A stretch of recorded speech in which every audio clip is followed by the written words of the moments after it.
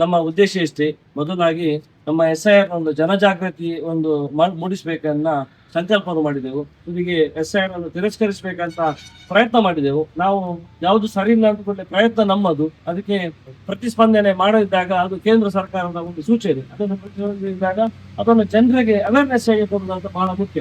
ಆ ನಿಟ್ಟಿನಲ್ಲಿ ಇವತ್ತು ಯಾರು ಮತದಾರರು, ಅರ್ಹ ಮತದಾರರು, ಅದರಲ್ಲಿ ಪಕ್ಷ ಏನಿಲ್ಲ, ಯಾವ ಪಕ್ಷದವರು ಬೇಕಾಗಿರ್ಬೋದು, ಬಟ್ ಆ ಮತದಾರನ ಹಕ್ಕನ್ನು ಕಳೆದುಕೊಳ್ಬಾರ್ದು. ಅದಕ್ಕೋಸ್ಕರ ಈಗ ಗರಿಷ್ಠ ಮಟ್ಟದಲ್ಲಿ ಒಂದು 10-18 ದಿವಸದಿಂದ ಅಂಗನವಾಡಿ ಕಾರ್ಯಕರ್ತರು, ಆಶಾ ಕಾರ್ಯಕರ್ತರು, ಟೀಚರ್ಸ್ ಎಲ್ಲ ಅವರ ಕರ್ತವ್ಯವನ್ನು ಬಹಳ ನಿಷ್ಠೆಯಿಂದ ಇಡೀ ತಾಲೂಕಿನಾದ್ಯಂತ ಮಾಡ್ತಾ ಇದ್ದಾರೆ. ಅದರಿಂದ ಹೆಚ್ಚಿನ ಜನರು ಅದಕ್ಕೆ ಸೇರ್ಪಡೆ ಆಗಿದೆ. ಕೆಲವು ಜನರದ್ದು ತುಂಬಾ ತೊಂದರೆಯಲ್ಲಿದೆ. ಅದಕ್ಕೆ ಅವರಿಗೆ ಅವೇರ್ನೆಸ್ ಕೊಟ್ಟು ಅದು ಯಾವುದೇ ಕಾರಣಕ್ಕೆ ಬಿದ್ದು ಹೋಗಬಾರ್ದು, ಅದು ಪುನರಪಿ ಎಲ್ಲರದ್ದು ಅದಕ್ಕೆ ಜೋಡಣೆ ಆಗಬೇಕು ಅನ್ನೋ ಉದ್ದೇಶದಿಂದ ಇವತ್ತೊಂದು ಜಾಥಾ ಮಾಡ್ತಿದ್ದೇವೆ.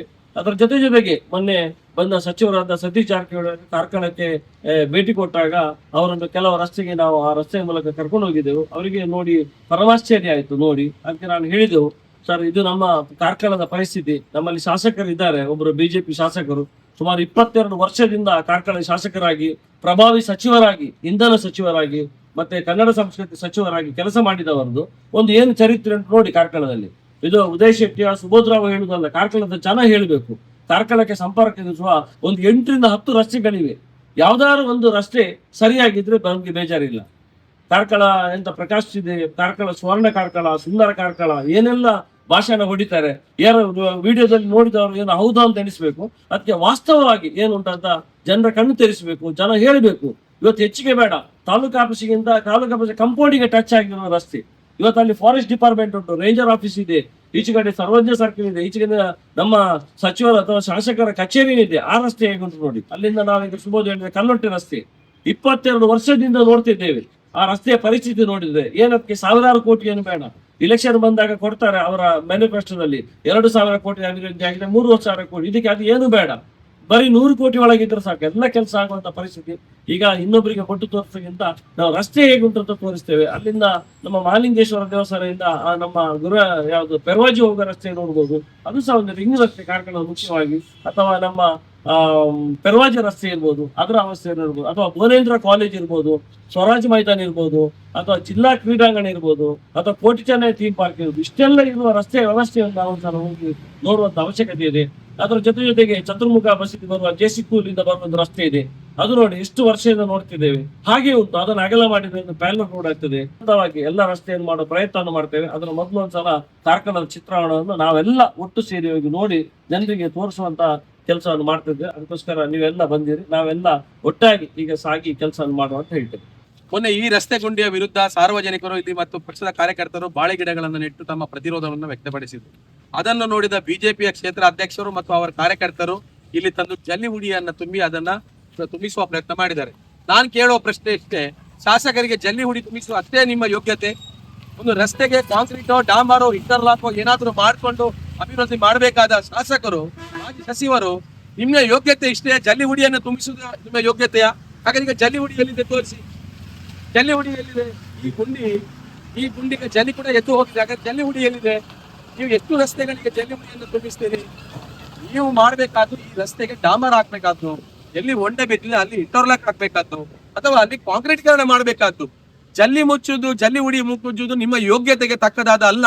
ನೀವು ರಾಜ್ಯದ ಸಚಿವರಾಗಿದ್ದವರು, 2 ಖಾತೆಯನ್ನು ನಿಭಾಯಿಸಿದವರು, ಕಳೆದ 22 ವರ್ಷಗಳಿಂದ ಈ ಕ್ಷೇತ್ರದ ಶಾಸಕರಾಗಿದ್ದವರು. ನೀವು ಇಲ್ಲಿಗೆ ಕಾಂಕ್ರೀಟೋ ಇಂಟರ್ಲಾಕೋ ಡಾಮರೀಕರಣ ಮಾಡಬೇಕಿತ್ತು. ಜಲ್ಲಿ ಅದು ನಿಮ್ಮ ಯೋಗ್ಯತೆಗೆ ತಕ್ಕದಲ್ಲ. ಹಾಕಿದ ಜಲ್ಲಿ ಎದ್ದು ಹೋಗಿದೆ. ಇನ್ನು ನಿಮ್ಮ ಕಾರ್ಯಕರ್ತರು ಸಿಮೆಂಟ್ ಅಥವಾ ಕಾಂಕ್ರೀಟ್ ಅನ್ನ ಇಟ್ಕೊಂಡು ಬರ್ಲಿಕ್ಕೆ ಅವರಿಗೆ ತಾಕತ್ತಿದ್ರೆ ಇಟ್ಕೊಂಡು ಬಂದು ಇಲ್ಲಿ ಹಾಕಿಸಿ ಅನ್ನುವಂತ ವಿಚಾರವನ್ನು ಈ ಸಂದರ್ಭದಲ್ಲಿ ಹೇಳಿ ಬಯಸ್ತೇನೆ. ಒಂದು ವೇಳೆ ಇದು ಬಹಳ ಮುಖ್ಯವಾದ ಕಾರ್ಕಳ ಮಾರ್ಕೆಟ್ ರೋಡ್ನಿಂದ ಏಕಮುಖವಾಗಿ ಬಸ್ಸುಗಳು ಎಲ್ಲ ಗಾಡಿ ತಿರುಗುವ ಕಲ್ಲೊಟ್ಟೆ ರಸ್ತೆ ನಾವು ಸುಮಾರು 20-22 ವರ್ಷದಿಂದ ನೋಡ್ತಾ ಇದ್ದೇವೆ. ಇವತ್ತು ನೋಡಿ ಅಲ್ಲಿ ಜಾಗದೇನು ಕೊರತೆ ಇಲ್ಲ. ಕಲ್ಲೊಟ್ಟೆ ಭಾಗದಲ್ಲಿ ಸುಮಾರು 50 ಮೀಟರ್ನಷ್ಟು ಸರ್ಕಾರಿ ಜಾಗ ಇದೆ. ಆದ್ರೆ ಅದರ ಮಧ್ಯದಲ್ಲಿ 5.5 ಮೀಟರ್ ಖಾಲಿ ಡಾಮರ್ ರೋಡ್ ಇದೆ. ಯಾಕೆ ಅದು ಡಬಲ್ ರೋಡ್ ಮಾಡ್ಲಿಕ್ಕೆ ಇಷ್ಟೊತ್ತು ಯಾವುದೇ ಇವರಿಗೆ ಅನುದಾನ ಇರ್ಲಿಲ್ವಾ, ದುಡ್ಡು ಇರ್ಲಿಲ್ವಾ? ಸಾವಿರಾರು ಕೋಟಿ ಅಭಿವೃದ್ಧಿ ಮಾಡ್ತೇನೆ ಹೇಳಿದ್ದಾರೆ. ಇಲ್ಲಿ ರಸ್ತೆಯ ಪರಿಸ್ಥಿತಿಯನ್ನು ನೋಡಿ. ಇದು ಮುಖ್ಯ ರಸ್ತೆ, ಕಾರ್ಕಳ ನಗರಸಭೆ ವ್ಯಾಪ್ತಿಯ ಏಕಮುಖವಾಗಿ ಸಂಚರಿಸ ಎಲ್ಲಾ ಬಸ್ಸುಗಳು ಈ ದಾರಿಯಿಂದ ಉಡುಪಿ ಇರ್ಬೋದು, ನಿಮ್ಮ ಆಗುಂಬೆ ಇರ್ಬೋದು, ಹೆಬ್ರಿ ಇರ್ಬೋದು, ಎಲ್ಲಾ ಗಾಡಿಗಳು ಈ ಭಾಗದಲ್ಲಿ ಬರೆಯುವುದು. ಇಂತಹ ಕೆಟ್ಟ ಪರಿಸ್ಥಿತಿಯಲ್ಲಿ ಕಾರ್ಕಳ ರಸ್ತೆ ಇದೆ. ಕೂಡಲೇ ಶಾಸಕರು ಎಚ್ಚೆತ್ತುಕೊಂಡು ಅನುದಾನ ಹೇಗೂ ನಮ್ಮ ಸರ್ಕಾರ ಕೊಡ್ತದೆ. ಈಗ ಈಗ ಇರುವ ಕಾಂಗ್ರೆಸ್ ಸರ್ಕಾರ ಅನುದಾನ ಕೊಡ್ತದೆ, ನಮ್ಮ ಡಿ ಕೆ ಶಿವಕುಮಾರ್ ಸರ್ಕಾರ ನಮ್ಮ ಅನುದಾನ ಕೊಡ್ತದೆ. ಅದನ್ನು ತಗೊಬಂದು, ಯಾಕಂದ್ರೆ ನಾವು ಲೆಟರ್ ಕೊಟ್ರೆ ಅದನ್ನು ಕೂಡಲೇ ಕ್ಯಾನ್ಸಲ್ ಮಾಡುವ ಕೆಲಸವನ್ನು ಮಾಡ್ತಾರೆ ಅವರು. ಅವರಾಗಿ ಮಾಡುದಿಲ್ಲ, ನಮ್ಗೆ ಮಾಡ್ಲಿಕ್ಕೆ ಬಿಡುದಿಲ್ಲ. ಅದರಿಂದ ಸರ್ಕಾರ ಅನುದಾನ ಕೊಡ್ತದೆ, ಕೂಡಲೇ ಆ ಅನುದಾನವನ್ನು ತಗೊಬಂದು ಈ ರಸ್ತೆಯನ್ನು ಕೂಡಲೇ ಮಾಡ್ಬೇಕಂತ ನಾವು ವಿನಂತಿ ಮಾಡಿಕೊಡ್ತೇವೆ. ಯಾವುದೇ ಕೇಂದ್ರ ಸರ್ಕಾರ ಅನುದಾನ ಅಲ್ಲ, ರಾಜ್ಯ ಸರ್ಕಾರ ಅನುದಾನ ತಗೊಬಂದು ಇದರ ರಸ್ತೆಯನ್ನು ಕೂಡಲೇ ಮಾಡಿ ಇದನ್ನು ಸುಸಜ್ಜಿತವಾದ ಅಟ್ಲೀಸ್ಟ್ 10 ಮೀಟರ್ ಅಗಲವಾದರೂ ಈ ರಸ್ತೆ ಮಾಡಿ ಜನರಿಗೆ ಅನುಕೂಲ ಆಗುವಾಗ ಮಾಡಿಕೊಡ್ಬೇಕಂತ ನಾನು ವಿನಂತಿಸ್ತೇನೆ. ಇನ್ನಷ್ಟು ನರಕ ಯಾತ್ರೆ ಮುಂದೆ ಇದೆ, ಅದನ್ನು ಮುಂದೆ ತೋರಿಸ್ತಾ ಹೋಗ್ತೇವೆ ನಿಮ್ಗೆ. ನಮ್ಮ ಕರ್ನಾಟಕ ರಸ್ತೆಯ ಮುಂದುವರಿದ ಭಾಗದಲ್ಲಿದ್ದೇವೆ. ಬಹಳ ಹೇಸಿಗೆ ಆಗ್ತದೆ. ಕಳೆದ ಬಾರಿ ಪೈಪ್ ಲೈನ್ ತೆಗೆದಾಗ ನಾವು ಬಂದಿದ್ದು ನರಕ ಯಾತ್ರೆ ಮಾಡ್ತಿದ್ದೇವೆ. ಆನಂತರ 1 ವರ್ಷ ಟೈಮ್ ಕೊಟ್ಟರು ಇದಕ್ಕೊಂದು ಡಾಮರ್ ಮಾಡುವುದಾದ್ರೆ ಅಗಲ ಮಾಡುವುದಾಗ್ಲಿ ಮಾಡಲಿಲ್ಲ. ಖಂಡಿತ ನಾವು ಶಾಸಕರಿಗೆ ಪುನಃ ಎಚ್ಚರಿಕೆ ಕೊಡುವ ಕೆಲಸವನ್ನು ಮಾಡ್ತೇವೆ. ಅವ್ರಿಗೆ ಸಾಧ್ಯ ಇದ್ರೆ ಮಾಡ್ಲಿಕ್ಕೆ ಆಗುದಿಲ್ಲ ಅಂತ ಹೇಳಿ ಖಂಡಿತ ಎಲ್ಲ ರಾಜ್ಯ ಸರ್ಕಾರದ ಅನುದಾನವನ್ನು ತಂದು ಈ ಎಲ್ಲ ಕೆಲಸವನ್ನು ಮಾಡ್ತೇವೆ. ಆದರೆ ಯಾರೋ ಒಬ್ಬರು 22 ವರ್ಷ ಜನರು ಅವರಿಗೆ ಅಧಿಕಾರ ಅನುಭವಿಸಲಿಕ್ಕೆ ಅವಕಾಶ ಕೊಟ್ಟ ನಂತರ, ಸಚಿವರಾದ ನಂತರ, ಪ್ರಭಾವಿ ಸಚಿವರಾಗಿ ರಾಜ್ಯದಲ್ಲಿ ಆಡಳಿತ ಮಾಡಿದ ನಂತರ ಈ ರೀತಿ ಕಾರ್ಕಳದ ಹೃದಯ ಭಾಗ ನಮ್ಮ ಮುನ್ಸಿಪಾಲಿಟಿಗೆ ಒಂದು 500 ಮೀಟರ್ ಇಲ್ಲ ಅಂತ ಒಂದು ಕೆಟ್ಟ ಪರಿಸ್ಥಿತಿಯಲ್ಲಿ ಆಗಿದೆ ಅಂತ ಹೇಳಿದ್ರು ಅವರು ಎಚ್ಚೆತ್ತುಕೊಂಡು ಒಳ್ಳೆ ಕೆಲಸವನ್ನು ಮಾಡುವಾಗೆ ಅವ್ರ ದೇವರು ಬುದ್ಧಿ ಕೊಡ್ಲಿ. ನಮ್ಮ ಸರ್ಕಾರದ ಮತ್ತು ಅನುದಾನವನ್ನು ಉಪಯೋಗಿಸಿಕೊಂಡು ಇದನ್ನೆಲ್ಲ ಕೆಲಸ ಮಾಡುವಾಗೆ ಅವ್ರ ದೇವರು ಅವರಿಗೆ ಅನುಗ್ರಹಿಸಲಿ ಅಂತ ನಾವು ಭಗವಂತನಲ್ಲಿ ಪ್ರಾರ್ಥಿಸ್ತೇವೆ.